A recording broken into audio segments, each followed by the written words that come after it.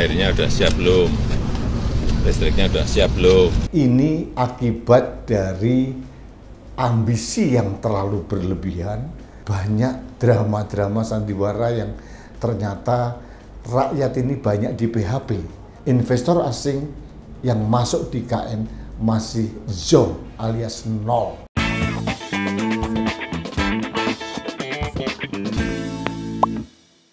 Halo sahabat Main TV, kita bertemu kembali dalam Rudy's Mind. Sahabat Main TV, ada berita yang menarik,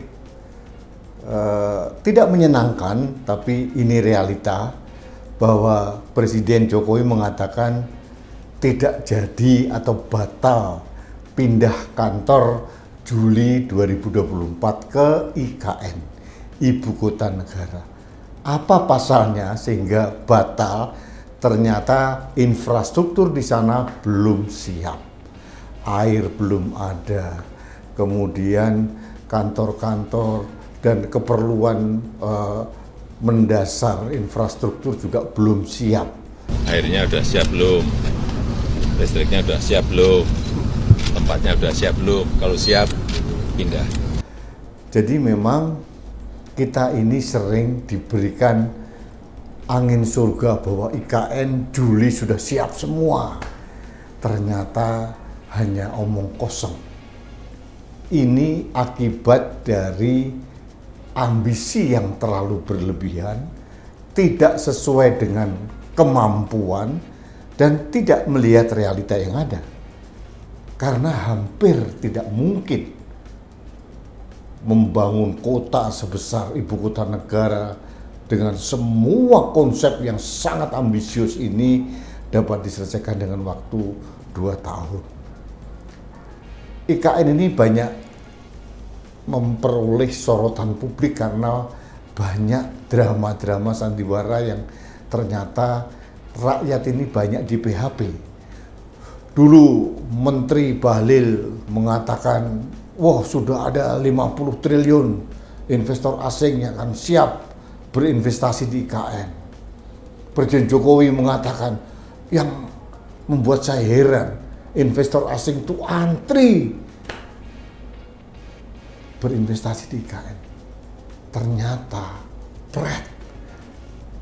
pengakuan dari Menteri Bahlil sendiri di depan DPR RI bahwa sampai detik ini investor asing yang masuk di IKN masih zonk alias nol, belum ada sama sekali.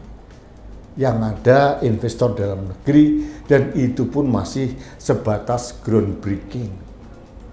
Jadi memang saya maklum, dari awal saya dan berbagai kalangan mengatakan proyek ini terlalu ambisius, terlalu gegabah. Kita ekonomi lagi sulit kayak seperti sekarang, dipaksakan pindah ke IKN dengan segala kemewahan yang menurut saya tidak diperlukan oleh rakyat. Ini hanya kepentingan Presiden Jokowi yang ingin meninggalkan legasi bahwa dia berhasil memindahkan Ibu Kota Negara. Sampai detik ini, peraturan Presiden atau Kepres tentang pemindahan Ibu Kota belum keluar dan Pak Jokowi tidak berani mengeluarkan itu. Kepresnya bisa sebelum, bisa setelah Oktober. Kita melihat situasi lapangan. Kita tidak ingin memaksakan sesuatu yang memang belum, jangan dipaksakan. Tadi dalam video dilihat kan bahwa bisa jadi kepresnya nanti sebelum tanggal 17 Agustus atau mungkin setelah Oktober, artinya tergantung Presiden Prabowo. Dan naga-naganya Pak Prabowo juga nggak terlalu ambisius. Dan saya merasa Pak Prabowo lebih realistis. Kondisi keuangan negara lagi pas-pasan. Defisit APBN semakin melebar. Belum lagi Pak Prabowo mempunyai program unggulan yang merupakan janji kampanye pada saat kampanye Pilpres yang lalu. Itu pun harus ditunaikan. Buat apa Pak Prabowo harus menunaikan ambisi dari presiden sebelumnya? Karena apa? Kalaupun akhirnya Pak Prabowo mau pindah di sana, yang dicatat sejarah rakyat Indonesia yang akan dibaca 10 tahun, 50 tahun, 100 tahun lagi bukan Pak Prabowo, tapi Presiden Jokowi.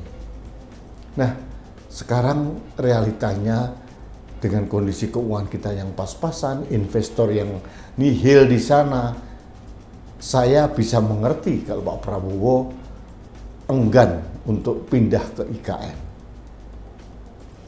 Beliau juga pernah bilang bahwa beliau akan menempuh strategi yang berbeda dibanding pendahulunya dalam pembangunan IKN.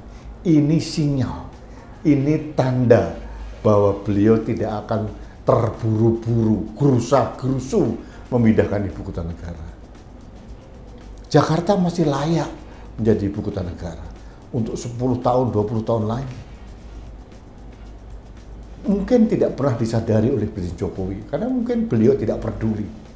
Pada saat dipaksakan pindah semua kementerian, lembaga di IKN secara terpaksa, apa yang terjadi? Infrastruktur belum komplit. Secara strategi pertahanan ibu kota juga belum disiapkan. Belum pemindahan TNI Polri.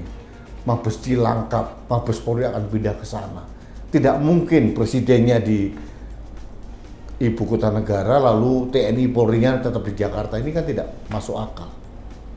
Ada lagi yang tidak disadari oleh Pak Jokowi atau mungkin tidak dipedulikan oleh Pak Jokowi. Di Jakarta akan muncul yang namanya gedung-gedung hantu, bekas kementerian yang kosong.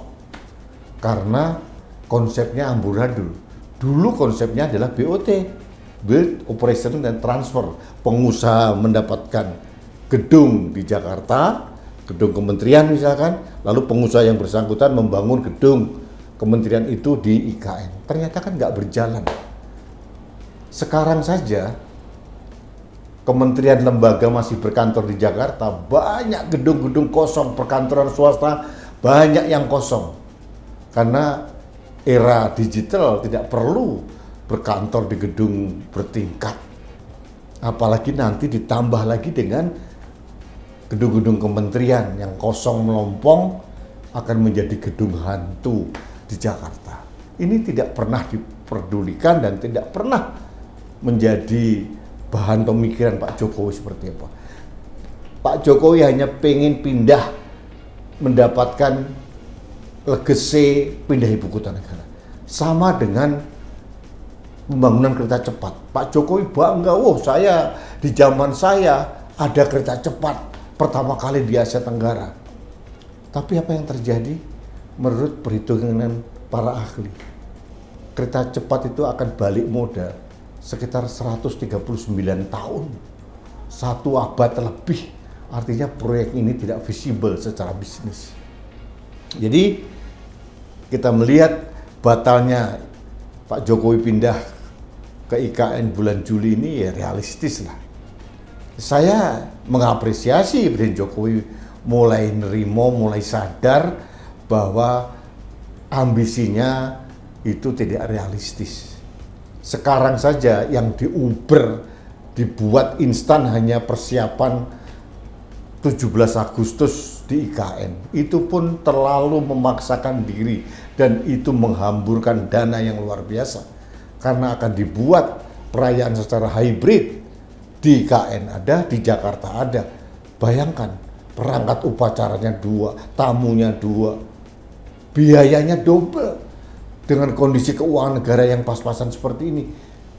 Buat apa kita peringatan kemerdekaan di IKN? Mendingan di Jakarta, di fokusan Jakarta, sisa dananya untuk bantuan UKT misalkan, untuk bantuan ke masyarakat yang sedang bertumbuh membangun UMKM misalkan, daripada dihambur-hamburkan. Tapi inilah, kita terlalu memberikan cek kosong pada pemimpin, sehingga pemimpin itu seenak sendiri menetapkan kebijakan dan rakyat yang notabene harus dipaksa membayar pajak ini hanya bisa nerimo.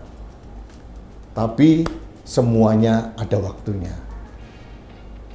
Keinginan besar, ambisi yang berlebihan akhirnya terantuk dengan realita bahwa IKN belum siap untuk dijadikan kantor presiden. Karena nggak mungkin presiden sendirian di sana, pasti ada menterinya di sana, perangkat presiden di sana, pas pampres di sana, mungkin sebagian belum siap, tapi yang lain mereka mau minta apa?